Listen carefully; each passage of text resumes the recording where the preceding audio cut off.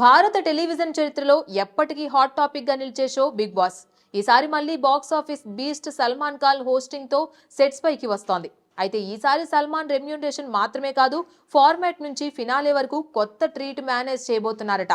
ప్రస్తుతం ఉన్న సమాచారం మేరకు సల్మాన్ ఖాన్ ఒక్క వారం వర్క్ కి దాదాపు 8 నుండి 10 కోట్ల రూపాయలు తీసుకుంటున్నాడు. మొత్తం 15 వారాల షో చేయబోతున్న ఆయనకు 120 నుండి 150 కోట్ల రూపాయలు దక్కనున్నాయట.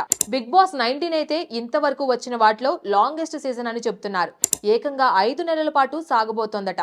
అయితే బడ్జెట్ మాత్రం కాస్త తక్కువే, ఎందుకంటే ఇది బిగ్ బాస్ ఓటీటీ వర్షన్ కి డైరెక్ట్ ఎక్స్టెన్షన్.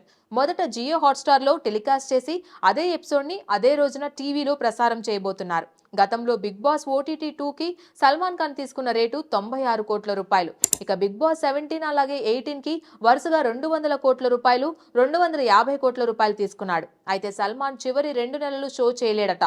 అందుకే అతని స్థానాన్ని ఫరా ఖాన్, అనిల్ కపూర్ లేదా కరణ్ జోహార్ అందుకునే ఛాన్సెస్ ఉన్నాయని ఇండస్ట్రీ టాక్. ఇక బిగ్ బాస్ 19 కి నాస్టాల్జియా టచ్ కూడా ఉండబోతోందట. గత సీజన్ లో పాపులర్ అయిన టాస్క్లు మళ్ళీ రిపీట్ చేయనున్నారని బజ్. జూలై 21న ఫస్ట్ ప్రోమో షూట్ జరిగిందని, ఇందులో పొలిటికల్ థీమ్ హైలైట్ గా ఉందట. ఆగస్టు 30 నుంచి జియో హాట్స్టార్ లో షో స్ట్రీమ్ కానుండగా అదే రోజు టీవీలో కూడా ప్రసారం కానుంది.